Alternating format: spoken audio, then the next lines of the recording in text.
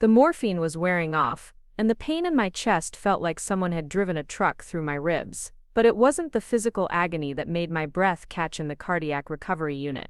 It was my son David's voice, drifting through the partially open door, casual as if he were discussing the weather. "The realtor thinks we can list it next week while she's still recovering.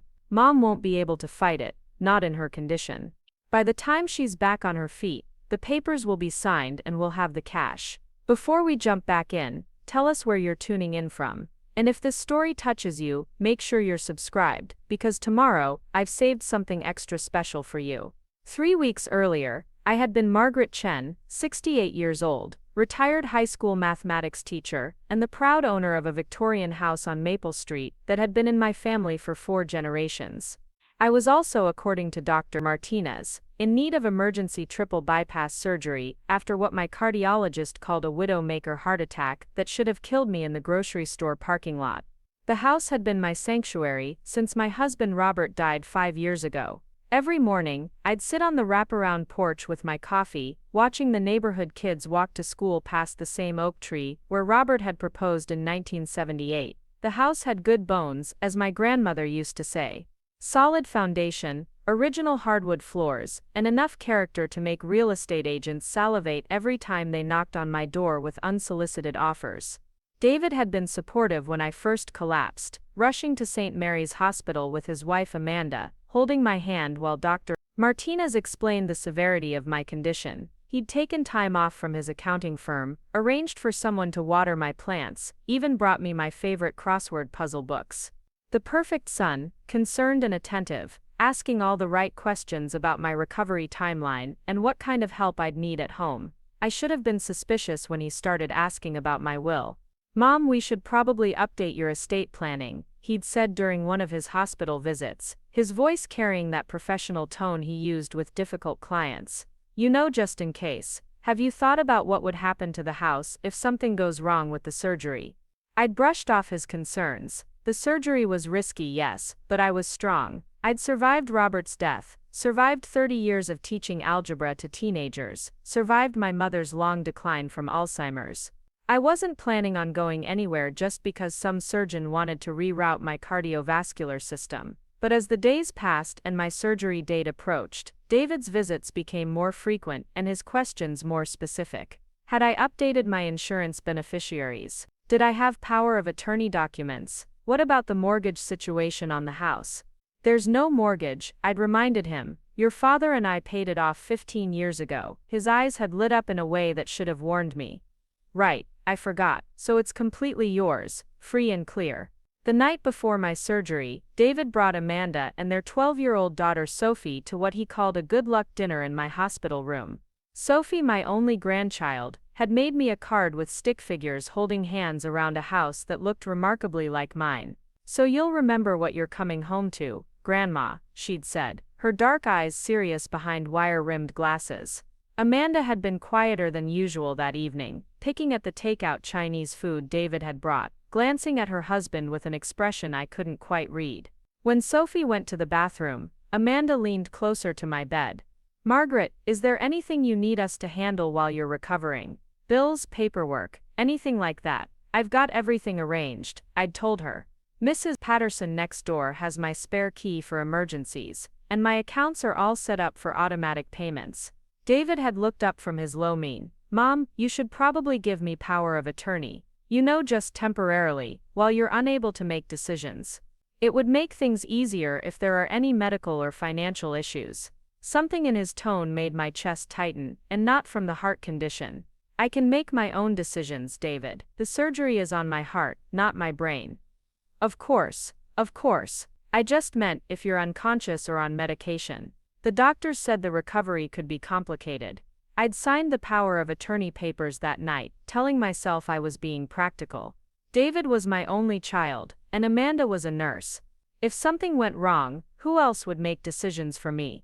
The morphine I was already taking made the documents blur together, but David assured me they were standard forms, temporary measures that would expire as soon as I was back on my feet. The surgery lasted 6 hours. I remember the anesthesiologist counting backward from 10, then waking up in a room full of beeping machines, with tubes coming out of places I didn't know could have tubes. David was there when I opened my eyes, holding my hand, telling me everything had gone perfectly. "The surgeon says you'll be back to normal in no time," he said, squeezing my fingers. "But you need to focus on healing now. Don't worry about anything else. I've got everything under control." For the first few days I believed him. He visited twice daily, brought flowers, updated me on neighborhood happenings. Mrs. Patterson had asked about me. The mailman was holding my mail. Everything was being taken care of. It was on the fourth day, when I was finally alert enough to stay awake for more than an hour at a time, that I overheard the conversation that changed everything.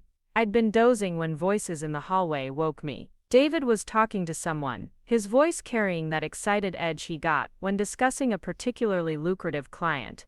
"The market's perfect right now. Victorian houses in that neighborhood are going for twice what they were worth 5 years ago. My realtor friend says we're looking at least 400,000, maybe more if we stage it right." A woman's voice I didn't recognize responded. "And you're sure she won't be able to contest it? The power of attorney is solid, rock solid. She signed it the night before surgery, completely voluntary. The lawyers I consulted said, as long as I can demonstrate it's in her best interest, which it clearly is, given her medical condition and inability to maintain the property, there's no legal problem. What about after she recovers?" David laughed, a sound that made my blood chill. "Have you seen the statistics on recovery from this kind of surgery at her age? Even if everything goes perfectly, she's looking at months of rehabilitation, and honestly, living alone in that big house isn't realistic anymore. This way, we can get her into a nice assisted living facility, she'll have professional care, and the money from the house sale will cover her expenses for years." "David, I don't know about this. It feels wrong, selling her house while she's unconscious. Amanda, be practical. She's been living in denial about her limitations for years. This heart attack was a wake-up call. She needs care, real care, not just checking in on her once a week and hoping for the best. The house is too much for her. The stairs, the maintenance, the isolation, we're doing her a favor." My wife's voice dropped lower. "What if she finds out before the sale goes through?" "She won't. I've already spoken to Dr. Martinez about keeping her sedated for a few extra days. Medically necessary," he said, "given the trauma to her system. By the time she's alert enough to ask questions, the listing will be active and we'll have showings scheduled." The voices faded as they moved down the hallway, but I lay in my hospital bed staring at the ceiling tiles, my heart monitor beeping faster as my pulse accelerated. My son was planning to sell my house while I was unconscious. The house where I'd raised him, where his father had died, where 4 generations of my family had built their lives. The house that wasn't his to sell. I closed my eyes and forced my breathing to slow, knowing that if the nurses saw my elevated heart rate, they'd increase my sedation just like David wanted. I needed to think clearly, needed to figure out how to protect myself and my home from the person I'd trusted most in the world. The power of attorney papers I'd signed gave David significant authority, but I remembered enough from helping Robert handle his parents' affairs to know there were limits. He could manage my finances and make medical decisions, but selling major assets like real estate usually required either my explicit consent or a court order declaring me incompetent. Unless, of course, he could convince everyone that I was no longer capable of making rational decisions. Over the next few days, I watched David more carefully, noting how he spoke to my doctors, how he framed my condition to the nursing staff. "Mom's been having some confusion lately," he'd say with concerned authority. "Forgetting appointments, mixing up medications. We're worried about early dementia on top of the heart issues." It was masterfully done. Each conversation painted me as increasingly frail and mentally compromised, building a narrative that would justify whatever legal steps he needed to take. When I tried to contradict him, mentioning that I'd been managing my medications perfectly fine and had missed exactly 1 doctor's appointment in the past year because of a snowstorm, David would smile patiently. "She's been through a lot," he'd tell the doctors. "The medications are making her a bit argumentative. Before the heart attack, she was much more accepting of help." Dr. Martinez, a kind man in his 50s, who'd been nothing but professional with me, began speaking to David instead of addressing me directly during medical consultations. Decisions about my care, my medications, my discharge planning, all filtered through my son's interpretation of what was best for me. I realized I was disappearing, becoming invisible in my own life, while David positioned himself as the responsible adult, managing an elderly, confused woman who couldn't be trusted with important decisions. But I wasn't confused. I was angry. On my 7th day in the hospital, David brought what he called good news. Mom, I've been working with a wonderful real estate agent, Patricia Valdez. She specializes in helping families transition elderly relatives into more appropriate housing situations. She's going to come by tomorrow to discuss our options. Our options for what? For the house, Mom. We've talked about this. You can't go back to living alone in that big place. It's not safe anymore. I looked at my son, this man I'd carried for 9 months, birthed in agony, raised through sleepless nights and teenage rebellions and college tuition payments. David, that house is my home. I'm not selling it. His smile was patient, practiced. Mom, you're not thinking clearly right now. The medication, the trauma from surgery, it's all affecting your judgment. That's why I'm here, to help you make good decisions. My judgment is fine. I don't want to sell my house. What you want and what's practical are two different things. The stairs alone are dangerous for someone with your condition. What if you fall? What if you have another heart episode, and there's no one around to help? Mrs. Patterson checks on me every day. I have my medical alert bracelet. I've been living independently for 5 years since your father died. David's voice took on an edge of frustration. Mom, you're being stubborn. Patricia is a professional. At least listen to what she has to say. The next morning, Patricia Valdez arrived with a leather portfolio and the kind of aggressive smile that real estate agents perfect over decades of convincing people to make the biggest financial decisions of their lives. She was younger than David, probably in her 40s, with perfectly styled black hair and a suit that cost more than most people's monthly rent. Mrs. Chen, it's so wonderful to meet you, she said, pulling a chair close to my bed. Your son has told me so much about your beautiful home. Victorian houses in your neighborhood are incredibly desirable right now. I'm not interested in selling. Patricia's smile didn't waver. Of course you're not. That house has been your home for decades. But David has shared some concerns about your ability to maintain such a large property, especially given your recent health challenges. She opened her portfolio and spread out glossy photographs across my hospital bed table, pictures of my house, clearly taken recently, showing every room, every corner, every personal detail of my life. When did you take these? I asked, my voice sharper than I intended.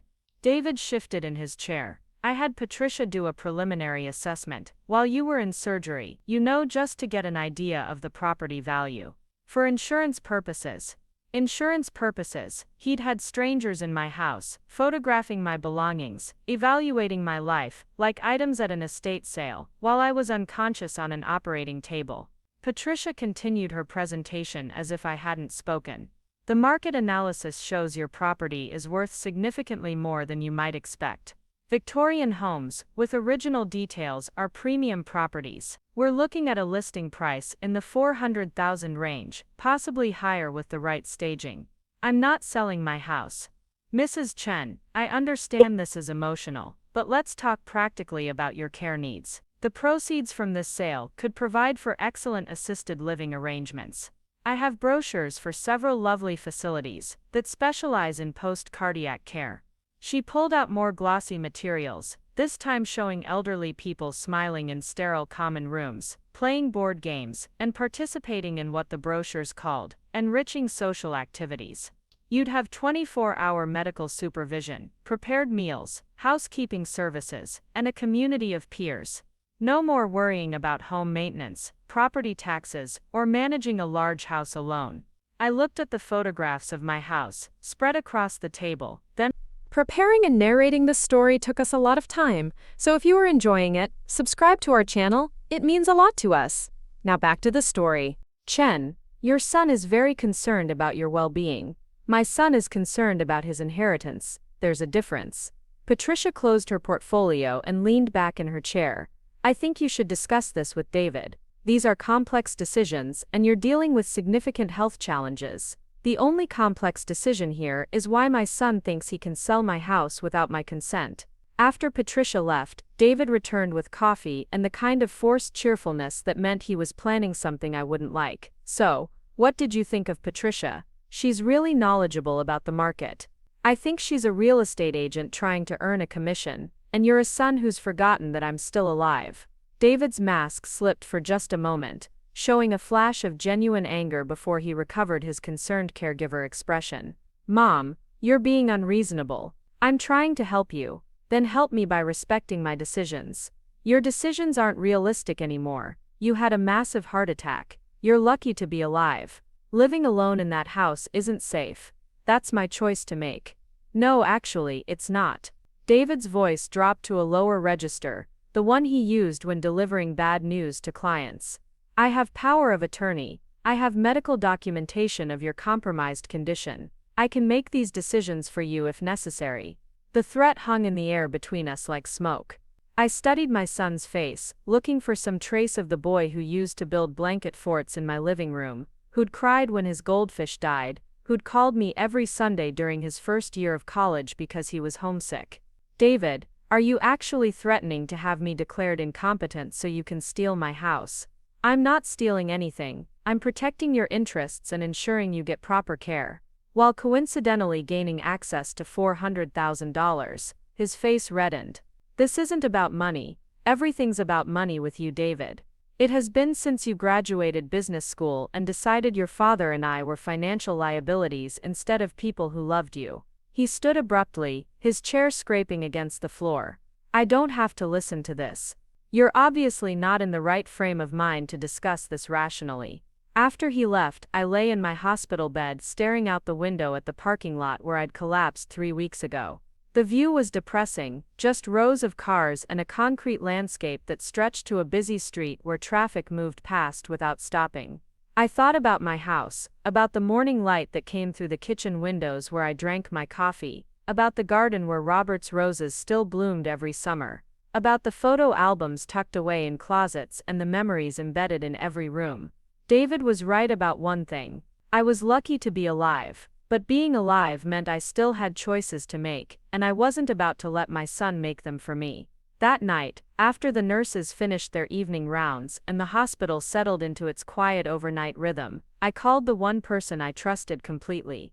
Margaret, honey, how are you feeling?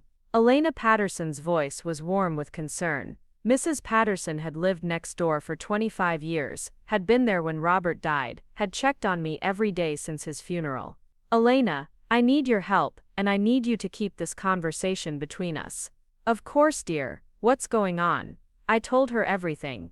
David's plan to sell the house, the power of attorney papers I'd signed, Patricia Valdez and her glossy brochures, the way my son was painting me as incompetent to justify his actions.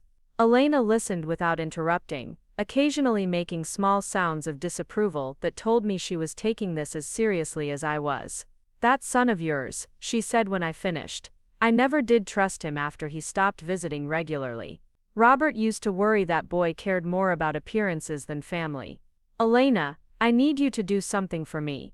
I need you to call my lawyer, Janet Morrison, and set up a meeting. Tell her it's urgent and that I need to discuss the power of attorney David convinced me to sign. Janet Morrison on Elm Street, the one who helped you with Robert's will. That's the one. I need to see her as soon as I'm discharged from the hospital, but I don't want David to know about it. Consider it done. What else do you need? I thought for a moment. Can you keep an eye on the house? David mentioned having people over for showings once the listing goes active. I want to know if anyone's coming and going who shouldn't be there. Honey, I've been watching that house like a hawk since you've been in here. No one's getting past me without good reason. After I hung up, I felt something I hadn't experienced since waking up from surgery. Hope. David might have legal documents and medical professionals on his side, but I had something more powerful. I had Elena Patterson, a 72-year-old retired librarian with the investigative instincts of a private detective and the protective loyalty of a pit bull. And I had time to plan. The next morning brought Dr. Martinez with news that my recovery was progressing well enough to discuss discharge planning. My heart function was stabilizing, my incisions were healing properly, and my overall condition was better than expected for someone my age, with my level of cardiac damage. Mrs. Chen, you've been an excellent patient, he said, reviewing my chart. With proper follow-up care and cardiac rehabilitation, I see no reason you can't resume most of your normal activities within a few months. David, who'd arrived early for this consultation, leaned forward in his chair. Doctor, what about her living situation? Is it safe for her to be alone in a large house, with stairs? Dr. Martinez looked at me, then back at David. That depends on several factors. Mrs. Chen, how do you feel about your ability to manage at home? I feel confident that with some minor accommodations, I can live safely in my own house. What kind of accommodations are we talking about? David asked. A medical alert system, which I already have. Possibly some grab bars in the bathroom and a railing on the porch steps. Maybe meal delivery for the first few weeks while I regain my strength. Dr. Martinez nodded. Those sound like reasonable precautions.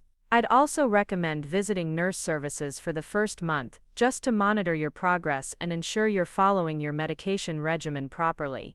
What about her cognitive function? David pressed. She's been showing some confusion, some memory issues.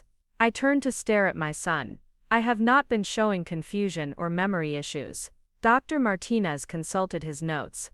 I haven't observed any cognitive impairment during our interactions. Mrs. Chen, your responses to questions have been appropriate and you've demonstrated good understanding of your medical condition and treatment plan. David's jaw tightened almost imperceptibly. She's been making some questionable decisions lately. Refusing to consider safer living arrangements, being resistant to help. Wanting to return to my own home isn't a questionable decision, I said. It's a personal preference. Mrs. Chen, Dr. Martinez said carefully, do you feel you understand the risks and limitations associated with your cardiac condition? I understand that I need to take my medications, follow up with cardiology, participate in rehabilitation, and be mindful of my activity level. I understand that I'll need help with some things initially, but I don't understand why that means I can't live in my own house. Dr. Martinez made some notes in my chart. I see no medical reason why Mrs. Chen can't return home with appropriate support services. Many cardiac patients her age successfully manage their recovery in familiar environments. After the doctor left, David sat in silence for several minutes, staring out the window with an expression I couldn't read. You're making a mistake, he finally said. Maybe, but it's my mistake to make. What happens when you fall down those stairs? What happens when you have chest pain in the middle of the night and there's no one there to help you? Then I use my medical alert bracelet and call 911, just like I would from assisted living. It's not the same, and you know it. I studied my son's profile as he continued staring out the window. David, what happened to you? When did you become someone who sees his mother as a problem to be managed instead of a person to be loved? He turned to look at me then, and for a moment I saw something vulnerable in his eyes, something that reminded me of the little boy who used to crawl into bed with Robert and me during thunderstorms. I'm scared, Mom. I'm scared you're going to die alone in that house, and I won't be able to live with myself for letting it happen. And I'm scared you're going to force me into a life I don't want and convince yourself it's for my own good. We looked at each other across the hospital bed, and I realized we were both afraid of the same thing. We were afraid of losing each other, but we had completely different ideas about how to prevent that loss. David, if you force me to sell my house, if you override my wishes and move me somewhere I don't want to be, you will lose me anyway. Not because I'll die, but because I'll never forgive you. His eyes filled with tears, but his voice remained steady. And if I let you go back to that house, and something happens to you, I'll never forgive myself. 3 days later, I was discharged from St. Mary's Hospital with a medication list as long as my arm, appointments scheduled with more specialists than I could keep track of, and a visiting nurse who would check on me twice weekly for the next month. David drove me home in silence, his hands gripping the steering wheel like he was preparing for an accident. Amanda sat in the back seat, making small talk about the weather and asking if I needed anything from the grocery store, clearly trying to fill the tension between her husband and me with normal conversation. When we pulled into my driveway, I saw Elena Patterson working in her front garden, strategically positioned to witness my homecoming. She waved enthusiastically, and I felt a surge of affection for this woman who'd appointed herself my unofficial guardian. The house looked exactly as I'd left it, except for the small details that told me other people had been inside during my absence. Mail stacked differently on the kitchen counter, a coffee mug in the dishwasher that wasn't mine. The spare bedroom door standing open when I always kept it closed. David, who else has been in my house? He avoided eye contact while carrying my bag to the bedroom. Just Patricia for the property assessment. And I had a cleaning service come through to make sure everything was ready for your return. A cleaning service. More strangers in my space, touching my belongings, moving through rooms that contained 40 years of my married life, and 5 years of my widowhood. Amanda helped me settle into my favorite chair in the living room, the recliner where I'd spent countless evenings reading while Robert watched television. The familiarity of my own furniture, my own space, my own view of the street where I'd watched neighborhood children grow up and move away, was like medicine. How does it feel to be home? Amanda asked. Like I can breathe again. David returned from the bedroom and stood in my living room looking like a stranger. Mom, I want you to promise me you'll be careful. No lifting anything heavy, no climbing on chairs to reach high shelves, no going up and down the stairs more than necessary. I promise to be sensible. And you'll keep your medical alert bracelet on at all times. I will, and you'll call if you need anything, even small things. Don't try to be independent to the point of putting yourself at risk. I looked at my son, this man who wanted to protect me so badly that he was willing to destroy my autonomy to do it. David, I will be as careful as I can be while still living my life. After they left, I sat in my recliner watching the late afternoon light filter through the windows, feeling the house settle around me with its familiar sounds. The refrigerator humming, the grandfather clock ticking in the hallway, the floorboard near the kitchen that creaked when you stepped on it wrong. Elena knocked on my door an hour later with a casserole that smelled like heaven and information that made my blood boil. 3 people came by while you were in the hospital, she reported, settling into Robert's old chair with a cup of tea. That real estate woman you told me about, plus 2 other people with clipboards who spent about an hour taking measurements and photographs. Measurements. Interior designer types, I'd guess. Talking about staging and curb appeal, and what renovations would increase property value. I went over and asked what they were doing, told them I was the neighborhood watch coordinator. The real estate lady said they were doing preliminary assessments for potential buyers. Potential buyers. David wasn't just planning to sell my house, he was already preparing it for sale, bringing in professionals to maximize his profit. There's something else, Elena continued. I called my friend Martha who works at the courthouse. She said there's no record of any listing or sale documents filed for your property, but someone has been asking questions about the process for selling real estate belonging to someone with power of attorney. I set down my teacup, my hands shaking slightly. He's researching how to sell my house without my consent. That's what it looks like to me. That night, alone in my own bed for the first time in 2 weeks, I stared at the ceiling and made a decision. David wanted to treat this like a business transaction, maneuvering around my objections with legal documents and professional consultations. Fine, I could play that game too, but first I needed to understand exactly what weapons he had and how to neutralize them. The next morning, I called Janet Morrison and scheduled an appointment for the following week. Then I called Dr. Martinez's office and requested copies of my complete medical records, including all notes from consultations and conversations with family members. Finally, I called the courthouse and inquired about the process for revoking a power of attorney. Elena arrived at 10 with fresh coffee and the kind of determined expression that meant she'd been thinking strategically. I've been doing research, she announced, pulling a notebook from her purse. Power of attorney laws, real estate regulations, elder abuse statutes. Margaret, what your son is planning might not just be morally wrong, it might be legally wrong too. She opened her notebook and began reading from pages of handwritten notes. Power of attorney doesn't give someone unlimited authority to make decisions for you. They can't sell major assets like real estate unless you're genuinely incapacitated or you've given explicit consent for that specific transaction. But David could argue that my heart condition makes me incapacitated. He could try, but he'd need medical documentation to support that claim. And from what you've told me about Dr. Martinez's assessment, that documentation doesn't exist. Elena flipped to another page. Here's the interesting part. If David proceeds with listing and selling your house without proper legal authority, he could be charged with elder abuse, fraud, and conversion of property. Those are serious crimes, Margaret. I felt a spark of hope mixed with sadness. Hope that I had legal recourse. Sadness that I needed legal recourse against my own son. Elena, what would you do if you were in my position? She looked at me with the fierce loyalty I'd come to depend on. I'd fight, and I'd win. Over the next few days, I began building what Elena called my defensive strategy. I documented every conversation with David, every visit from Patricia Valdez, every indication that plans were moving forward without my consent. I collected medical records that demonstrated my mental competency. I researched elder law attorneys and prepared a list of questions about my legal rights and options, but mostly I waited. David was clearly planning something, but I needed him to make the first move so I could respond appropriately. Fighting a battle before you knew where the enemy was positioned was a good way to lose the war. The first move came on Thursday morning, with a phone call from Patricia Valdez. "Mrs. Chen, I hope you're feeling better. Your son asked me to follow up about our discussion regarding your property." "Miss Valdez, I thought I made it clear that I'm not interested in selling my house. Your son mentioned that you've been reconsidering, given the practical challenges of maintaining the property during your recovery." My son mentioned David was putting words in my mouth, creating a narrative where I'd changed my mind about selling so he could move forward with his plans.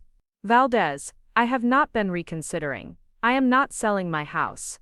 There was a pause. "I see. Well, perhaps we could schedule another meeting to discuss this further. Sometimes these decisions take time to process." "There's nothing to process. The answer is no." After I hung up, I immediately called David's office.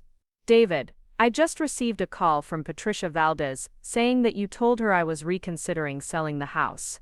"Mom, I think you should reconsider. You've been home for less than a week and you're already struggling with basic tasks." "What basic tasks am I struggling with?" "Amanda mentioned that you seemed tired during our visit, and Mrs. Patterson told me she's been bringing you meals." Elena bringing me meals was a kindness, not evidence of my incompetence. And being tired after major surgery was normal, not a sign that I needed to be institutionalized. "David, I am not selling my house.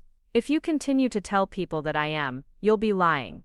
"Mom, I'm trying to help you make rational decisions." "Then respect the rational decision I've already made." That afternoon, Elena knocked on my door with an expression that meant she'd discovered something important. "Margaret, you need to see this." She handed me a printed email that made my chest tighten with fury. It was a message from Patricia Valdez to someone named Robert Kim, copied to David, discussing staging recommendations for the Victorian property, and mentioning a potential listing date of the following Monday. "How did you get this?" "My grandson Marcus works in IT. I may have asked him to do some creative research on Miss Valdez's business communications." Elena's smile was absolutely wicked. Apparently she's not very careful about her email security. I read through the message, which detailed plans for furniture removal, minor renovations, and professional photography, all scheduled to begin over the weekend while I would presumably be too weak from surgery to interfere. "Elena, they're planning to stage my house for sale without telling me." "Looks that way. The question is, what are you going to do about it?" I folded the email and slipped it into my pocket. "I'm going to let them try." Elena raised an eyebrow. "That doesn't sound like fighting back." Sometimes the best way to win a war is to let your enemy expose their position before you reveal your own. That weekend, I watched from my front window as a small parade of vehicles arrived at my house. Professional photographers with expensive equipment, movers who began rearranging my furniture and packing away personal items, a landscaping crew that trimmed my hedges and planted flowers I hadn't requested. David supervised the entire operation, directing people through my home like he was the owner rather than someone who'd grown up here.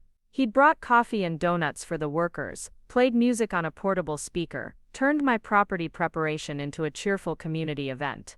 Elena stationed herself in her front yard with a folding chair and a notebook, documenting everyone who came and went, taking photographs of the trucks and equipment, building what she called evidence of unauthorized property conversion. By Sunday afternoon, my house looked like a museum display of perfect domesticity. The furniture had been rearranged to create flow. Family photographs had been replaced with generic artwork. My personal belongings had been packed into boxes and stored in the garage to declutter the space for showing. David found me in the kitchen, which had been scrubbed and staged with fresh flowers and a bowl of fake fruit that looked like it belonged in a hotel lobby. "How does everything look, Mom? Like someone else's house?" The photographer got some beautiful shots. "Patricia thinks we'll have multiple offers within the first week." "David, you don't have my permission to sell this house." "Mom, we've been through this. You signed power of attorney documents. I can make these decisions for you. Power of attorney doesn't give you unlimited authority to dispose of my assets." His expression shifted, becoming more guarded. "I've consulted with lawyers, Mom. The documents are solid. Have you consulted with my lawyer?" "You don't need your own lawyer. I'm handling everything." I walked through my transformed kitchen, touching counters that had been wiped clean of any evidence that I'd ever cooked a meal here, looking at walls that had been stripped of the photographs that chronicled 40 years of family dinners and holiday celebrations. "David, I want you and your staging crew out of my house." "Mom, that's not realistic. The listing goes live tomorrow morning." "Then you're going to have a problem, because I'm calling Patricia Valdez right now to tell her there will be no listing." David's mask finally slipped completely. "You can't do that. The contracts are signed. The marketing materials are prepared. People are expecting to see this house. People can expect whatever they want. This is still my house, not if you're declared incompetent to manage your own affairs." The threat hung between us like a weapon, and I finally understood how far David was prepared to go. He wasn't just planning to sell my house. He was planning to have me declared mentally unfit so he could control every aspect of my life. "David, are you actually threatening to have me committed so you can steal my property?" "I'm threatening to get you the help you clearly need. You're being irrational and self-destructive." I looked at my son, this person who shared my DNA, but seemed to have inherited none of my values, and felt something harden inside my chest that had nothing to do with my cardiac condition. "Get out of my house." "Mom, be reasonable. Get out of my house." "David, take your staging crew and your real estate agent and your fake fruit, and get out of my house. You can't function here alone. Look at you. You're exhausted just from walking around the kitchen." I was exhausted, but not from walking. I was exhausted from fighting my own son for the right to live in my own home. I said, "Get out." David stared at me for a long moment, then pulled out his cell phone. "Dr. Martinez. This is David Chen. I'm concerned about my mother's mental state. She's becoming increasingly agitated and irrational. I think she needs immediate psychiatric evaluation." I watched my son call my doctor to report my supposed mental instability while standing in my kitchen that had been stripped of everything that made it mine. The irony was breathtaking. When he finished the call, David looked at me with something that might have been satisfaction. "Dr. Martinez wants to see you tomorrow morning. He's concerned about your psychological adjustment to your medical condition." "Fine, I'll be happy to meet with Dr. Martinez." "Mom, please don't make this harder than it has to be." "I'm trying to help you, David. The only thing you're trying to help is your bank account." After David left, taking his staging crew but leaving my house in its artificially perfect condition, I sat in my recliner and called Janet Morrison. "Janet, it's Margaret Chen. I need to see you immediately. Tonight if possible." "Margaret, what's wrong? You sound upset." I told her everything that had happened in the past 2 weeks, from the power of attorney documents to the staged house, to David's threat to have me declared incompetent. Janet listened without interrupting, occasionally making notes that I could hear scratching across paper on her end of the line. "Margaret, this is serious. Your son may be committing several crimes, including elder abuse and fraudulent conversion of property. How quickly can you get to my office?" "Elena can drive me. We'll be there in an hour." Janet Morrison's law office was in a converted Victorian house, not unlike my own, filled with the kind of dark wood and leather furniture that suggested both tradition and competence. Janet herself was a woman in her early 60s with silver hair and the no-nonsense demeanor of someone who'd spent decades protecting people from their own families. "Margaret, let me start by saying that power of attorney is not guardianship. Your son cannot make major financial decisions like selling real estate without either your explicit consent or a court order declaring you incompetent.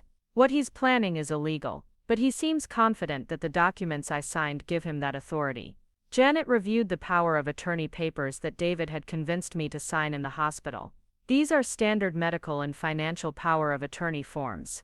They allow him to pay bills, make medical decisions if you're incapacitated, and handle routine financial matters. They do not give him authority to sell your house. Elena leaned forward in her chair. What if he tries to have her declared incompetent? He'd need to petition the court and provide evidence of mental incapacity. That means psychological evaluations, medical testimony, and a hearing where Margaret would be represented by counsel. It's not something that can be done quickly or quietly. But he's arranged for me to see Dr. Martinez tomorrow. He told the doctor I was becoming irrational. Janet made a note. That's actually good news. It gives us an opportunity to establish your mental competency on the record. I want you to be completely honest with Dr. Martinez about what's been happening. Tell him about David's plans, about your objections, about the pressure you've been under. Let him see that your responses are rational and appropriate. What about the house? David seems to think he can list it tomorrow. He can try, but any sale would be void, and if he proceeds with listing property he doesn't have legal authority to sell, he'll be committing fraud. Janet's expression grew grim. Margaret, I need to ask you something difficult. Are you prepared to take legal action against your son if necessary? I thought about David as a little boy, about the pride I'd felt when he graduated college, about the hopes I'd had for the kind of man he would become. Then I thought about him standing in my kitchen threatening to have me committed so he could sell my house. What kind of legal action? Restraining order to prevent him from interfering with your property. Criminal charges for elder abuse if he continues to pressure you or misrepresent your mental state. Civil action to recover any money he's spent preparing your house for sale without permission. The idea of taking my own son to court made me feel sick, but the idea of losing my home to his greed made me feel sicker. Do whatever you have to do to protect my house. Janet spent the next hour walking me through my options and preparing me for what she called defensive strategies. By the time Elena and I left her office, I had a legal action plan, a clear understanding of my rights, and the business card of a psychiatrist who specialized in competency evaluations. How are you holding up? Elena asked as we drove through the dark streets toward home. I keep thinking about when David was 12 and broke my favorite vase playing ball in the house. He was so upset, so worried that I'd be angry with him. He saved his allowance for 3 months to buy me a replacement.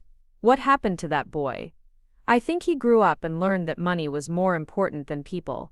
The next morning, I prepared for my appointment with Dr. Martinez the same way I'd prepared for final exams when I was teaching.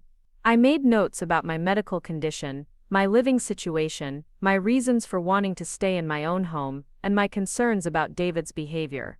I dressed carefully in clothes that suggested competence and stability, not the confused elderly woman David was trying to portray.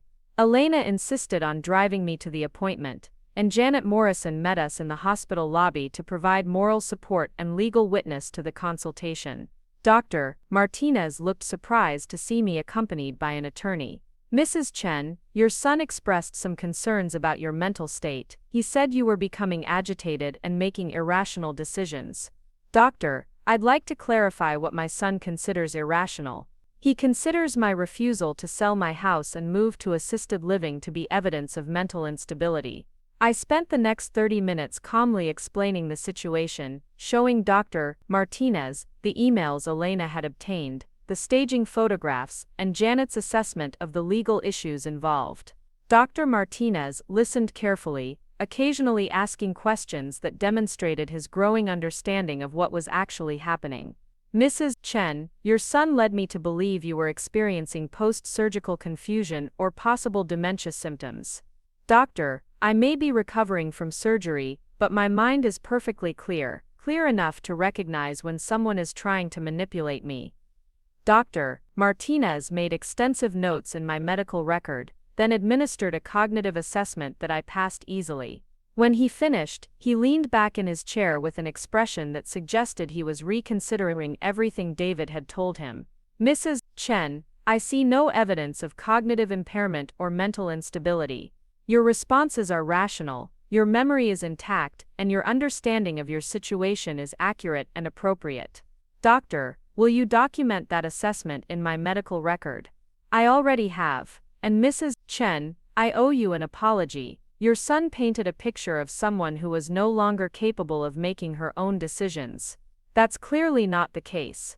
After we left Dr. Martinez's office, Janet suggested we stop for lunch to discuss next steps.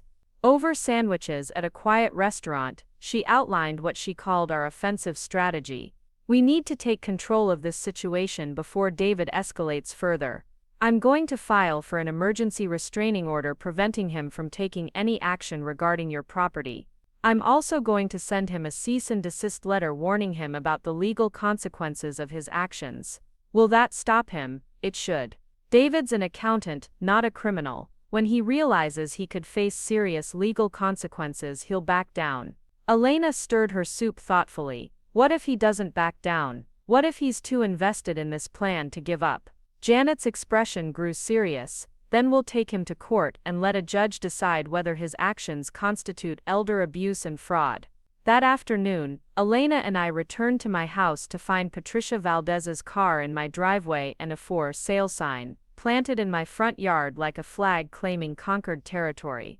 I walked up to the sign and read the listing information. Charming Victorian home in prestigious neighborhood.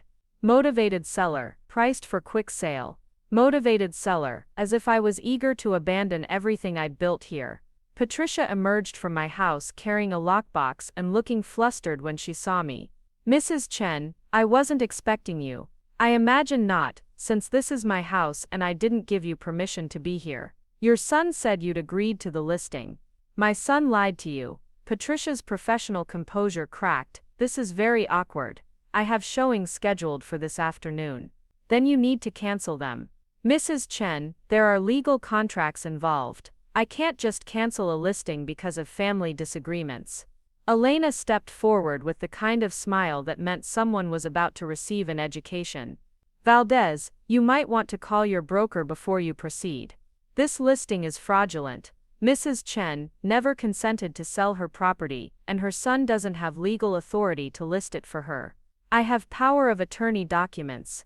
Power of attorney doesn't include authority to sell real estate without the owner's consent, I said. Any contracts you've signed are void.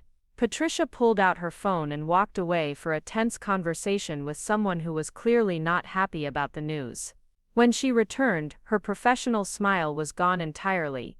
I need to remove the listing immediately. My broker says we could face serious liability issues if we proceed without proper authorization.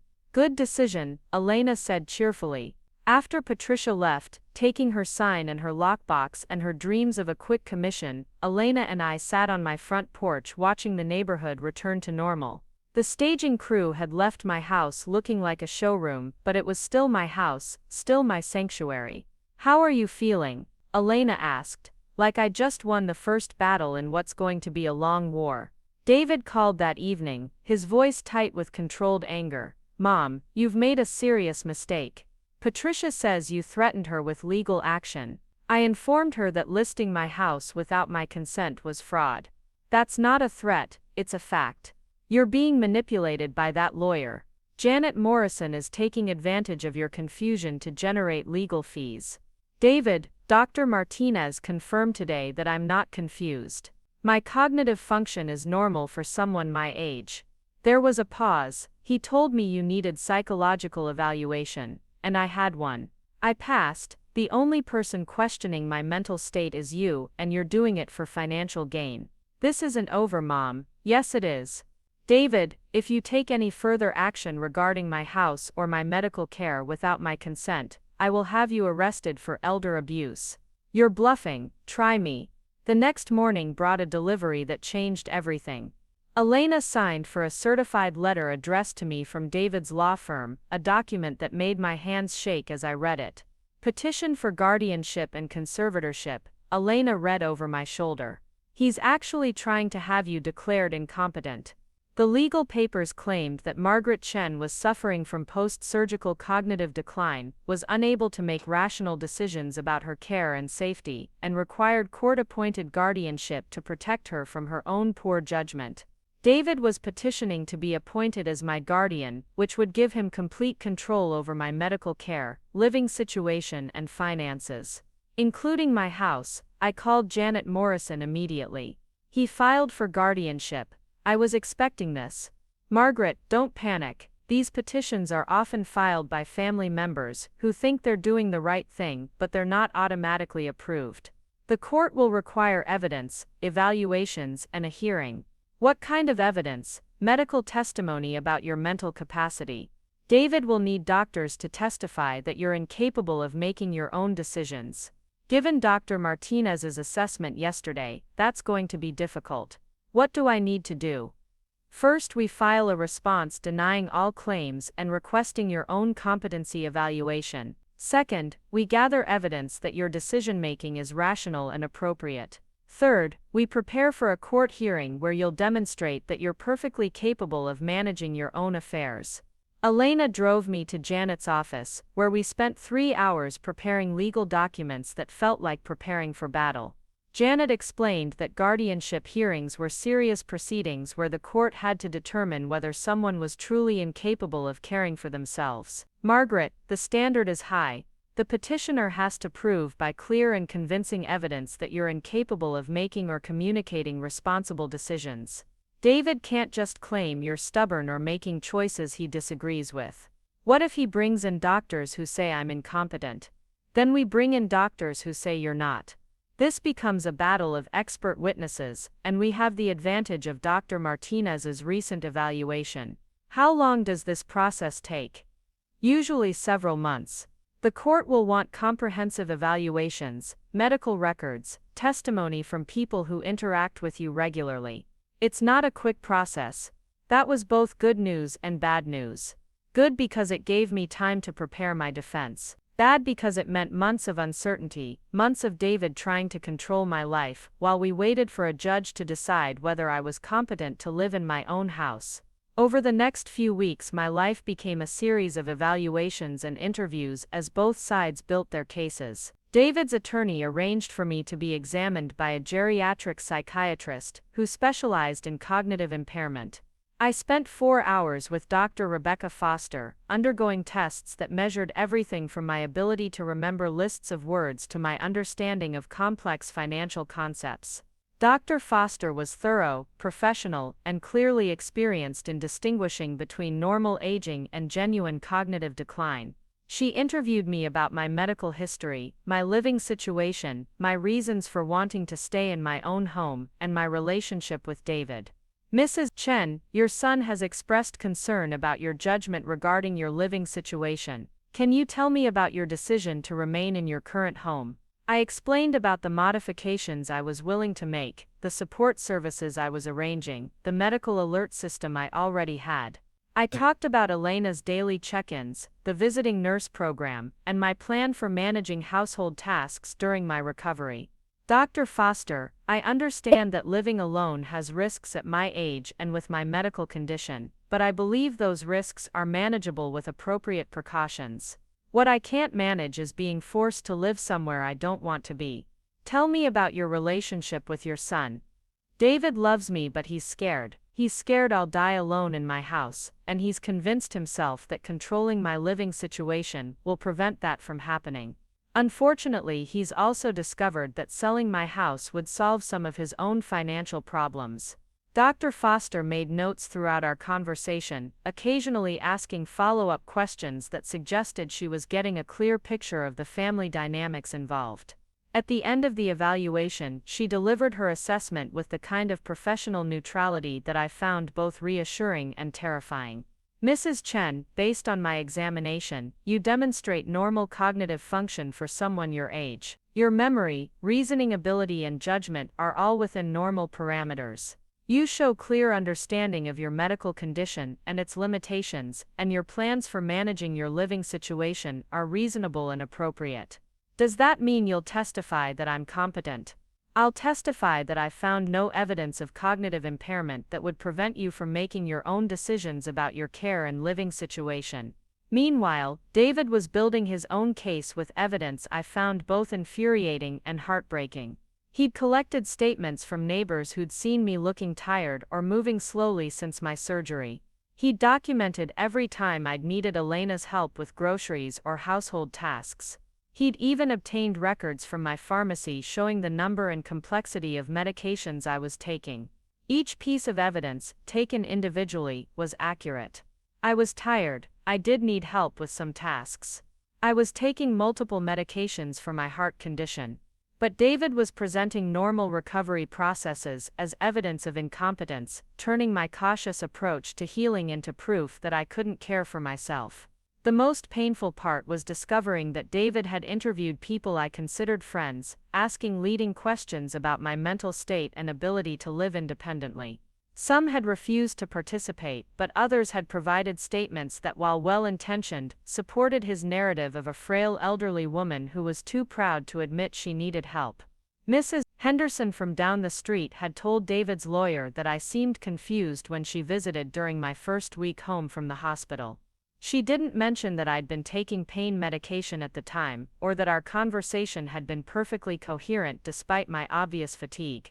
Tom Bradley, who ran the hardware store where I'd shopped for 20 years, had confirmed that I'd seemed overwhelmed when trying to buy supplies for installing grab bars in my bathroom. He didn't mention that I'd ultimately made appropriate choices and completed the transaction successfully.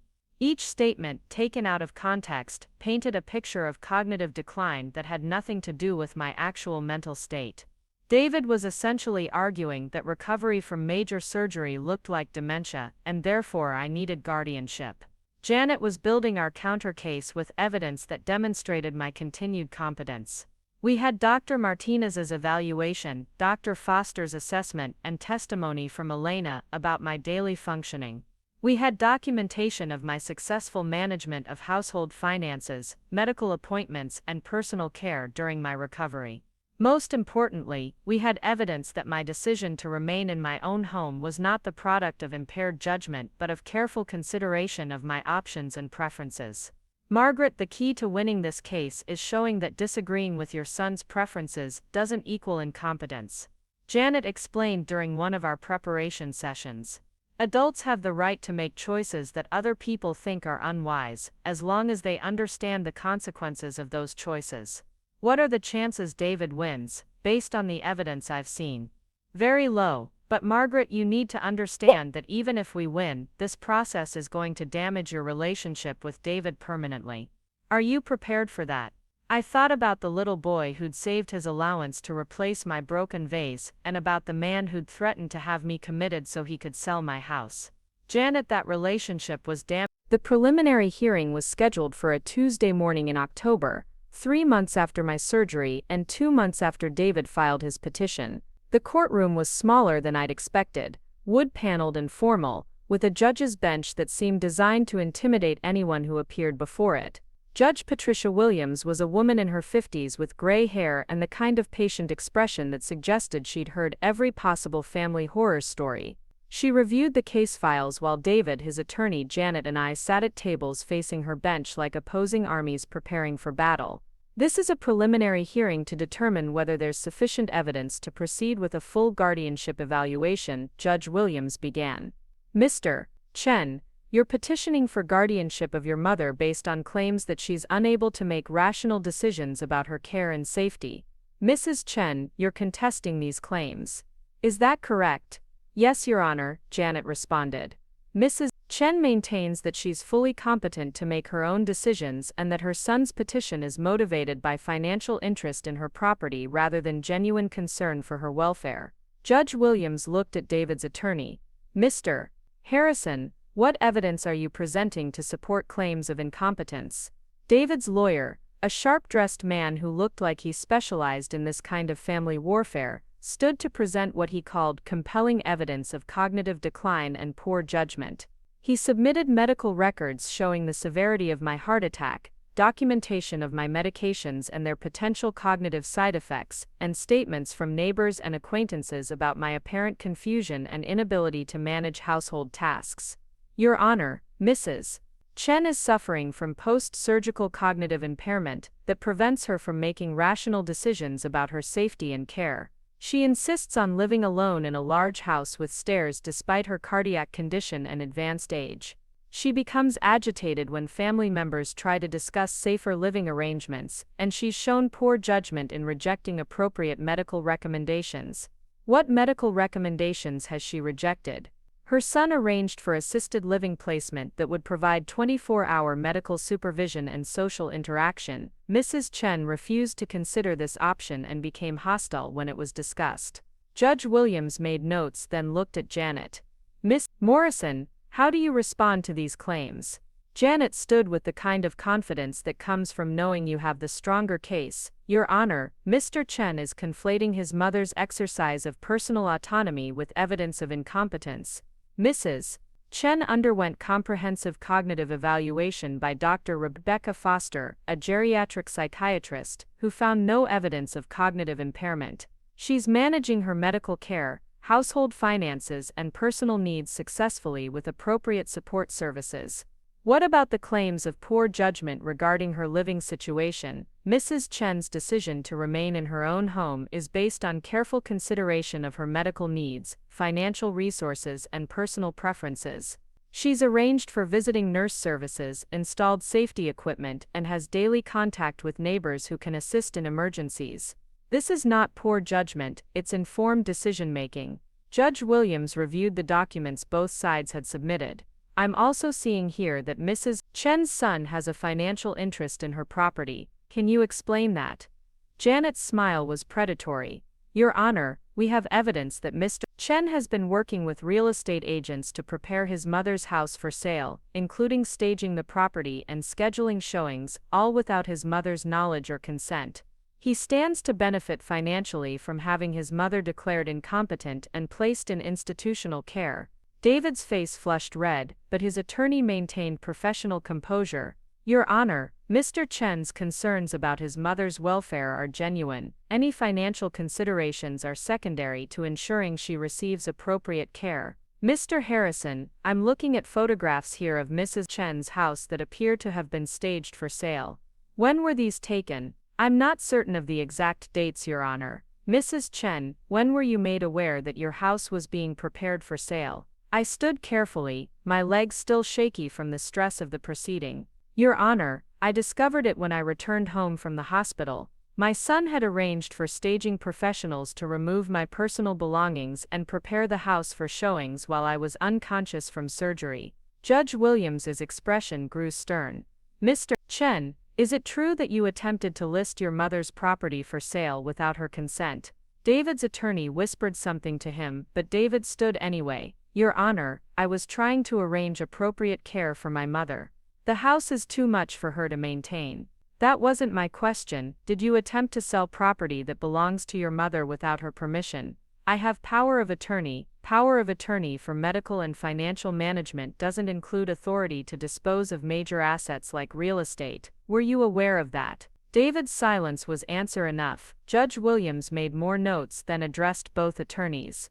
I'm scheduling a full competency hearing for 6 weeks from today. Mr. Harrison, your client will need to provide clear and convincing evidence that Mrs. Chen is unable to make or communicate responsible decisions about her care. Ms. Morrison, your client will need to demonstrate continued competency and appropriate judgment. She looked directly at David. Mr. Chen, you are prohibited from taking any action regarding your mother's property or medical care pending this hearing. Any violation of this order will result in contempt of court charges. As we left the courthouse, David caught up with me in the parking lot. For a moment, he looked like the scared little boy who'd broken my vase, uncertain and desperate for forgiveness. Mom, please, we can work this out. You don't have to go through with this hearing.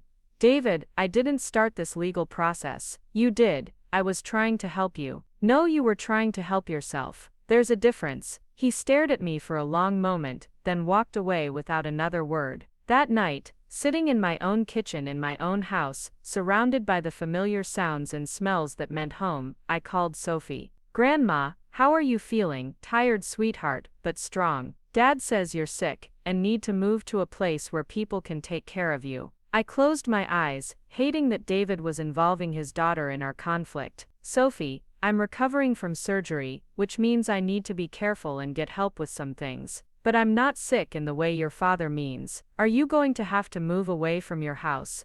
I don't know yet, honey. There are some grown-up decisions that need to be made. I hope you don't move. I like visiting your house. It smells like cinnamon and has the best reading chair in the whole world. After I hung up, I sat in that reading chair, the same one where I'd nursed David through childhood illnesses, where I'd read him bedtime stories, where I'd helped him with homework. The same chair where Robert and I had planned our retirement, where I'd grieved his death, where I'd slowly learned to live alone. Some things were worth fighting for, even when the fight broke your heart. The next 6 weeks passed in a blur of preparation and anxiety. Janet arranged for additional medical evaluations, character witnesses, and documentation of my daily functioning. Elena coordinated what she called surveillance support, documenting my successful management of household tasks, medical appointments, and social interactions. Dr. Martinez provided testimony about my cardiac recovery and mental status. Dr. Foster submitted her comprehensive psychiatric evaluation. Mrs. Patterson and 3 other neighbors agreed to testify about my competence and independence. Even Amanda agreed to speak on my behalf, though she warned me that it would probably end her marriage to David. "Margaret, I can't watch him do this to you," she said during a quiet conversation in my kitchen. "David's not the man I married. This obsession with money and control has changed him into someone I don't recognize. Amanda, I don't want to be responsible for destroying your family. You're not destroying anything, David is, and Sophie deserves to know that her grandmother is strong enough to stand up for herself." The final hearing was scheduled for a Wednesday morning in late November, almost 4 months after my surgery. The courtroom was fuller this time, with witnesses for both sides, court reporters and observers who'd come to see how the case would end. David sat with his attorney looking confident but tense. I sat with Janet feeling prepared but scared. This wasn't just about my house anymore. This was about whether I had the right to make my own choices about how to spend whatever time I had left. Judge Williams called the hearing to order and outlined the proceedings. This court must determine whether Margaret Chen is incapable of making or communicating responsible decisions about her personal care, medical treatment, or financial affairs. The burden of proof is on the petitioner to demonstrate by clear and convincing evidence that guardianship is necessary. David's attorney presented his case first, calling witnesses who testified about my physical limitations, my medications, my need for assistance with various tasks. A geriatrician they'd hired talked about the risks of independent living for cardiac patients my age. A social worker discussed the benefits of structured care environments for people with complex medical needs. All of their testimony was accurate but incomplete. Yes, I had limitations. Yes, I needed help with some things. But needing help wasn't the same as being incompetent. When Janet presented our case, the difference was striking. Dr. Martinez testified that my cardiac recovery was excellent and my mental status was normal. Dr. Foster explained that cognitive testing showed no impairment in reasoning, memory, or judgment. Elena described my daily management of household tasks, medical appointments, and personal care. Amanda testified that I was actively involved in Sophie's life, providing appropriate guidance and emotional support. Mrs. Patterson explained how I'd organized neighborhood assistance during other residents' emergencies and medical crises. The most powerful testimony came from Sophie herself. Judge Williams had allowed her to speak privately in chambers about her relationship with me and her observations about my mental state. She told me that Grandma Margaret helps her with math homework and remembers all her friends' names and always knows what's happening at school. Judge Williams reported when we returned to the courtroom. She said her grandmother makes the best cookies and gives the best hugs and is still the smartest person she knows. Finally, Judge Williams asked me to speak on my own behalf. "Your Honor, I understand my son's fears. Losing a parent is terrifying, and watching someone you love face mortality is painful. But fear doesn't justify taking away someone's right to choose how they want to live." I looked at David across the courtroom. "I may die in my own house. That's a risk I'm willing to take because it's my house, filled with my memories and my choices and my life. Taking that away from me won't prevent my death, but it will prevent me from living on my own terms." Judge Williams deliberated for 30 minutes that felt like 30 hours. When she returned, her expression was solemn but clear. "The court finds that the petitioner has failed to provide clear and convincing evidence that Margaret Chen is incapable of making or communicating responsible decisions about her care and welfare. Mrs. Chen has demonstrated normal cognitive function, appropriate judgment regarding her living situation, and successful management of her personal affairs with reasonable support services." She looked directly at David, Mr. Chen, your concerns about your mother's welfare are understandable, but disagreement with her choices is not grounds for guardianship. Adults have the right to make decisions that others might consider unwise, as long as they understand the consequences and act rationally. Therefore, the petition for guardianship is denied. Mrs. Chen retains full legal capacity and the right to make her own decisions about her medical care, living situation, and financial affairs. The gavel came down like a thunderclap, ending the legal battle but not the war it represented. David left the courtroom without speaking to me, his face a mask of anger and disappointment. Amanda lingered long enough to hug me and whisper that she was proud of how I'd fought for myself. Outside the courthouse, Elena wrapped me in a fierce embrace, while Janet shook my hand with professional satisfaction. Margaret, you won more than a legal case today, you won the right to choose your own future. That evening, alone in my kitchen with a cup of tea and the satisfaction of victory, I called Sophie to tell her the news. Grandma, does this mean you get to keep your house? Yes, sweetheart,